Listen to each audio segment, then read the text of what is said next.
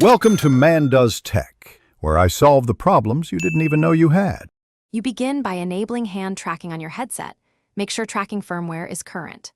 Once done, clear the play area and set lighting to avoid dark shadows, then run the built-in calibration routine. Next, open Job Simulator, go to Input Settings, and choose the Only Way hand tracking mode. This sets gestures to native controls. You'll know it's ready when virtual hands appear in the correct position and your finger joints match on-screen movement precisely. Now refine how gestures map to actions. You map grab, pinch, and hold to the game's interact, pick up, and press behaviors. Spend a minute swapping any that feel awkward. Then adjust sensitivity and smoothing, lower smoothing for responsiveness, raise it if hands jitter. Practice these core gestures in Job Simulator's tutorial area and watch how the virtual hand responds.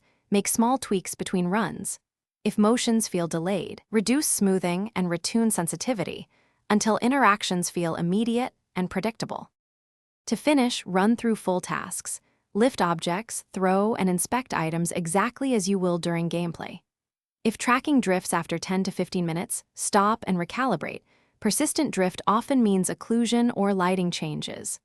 One key troubleshooting tip: if hands disappear or twitch, check for reflective surfaces, recenter the headset, and confirm the game plus headset firmware are up to date.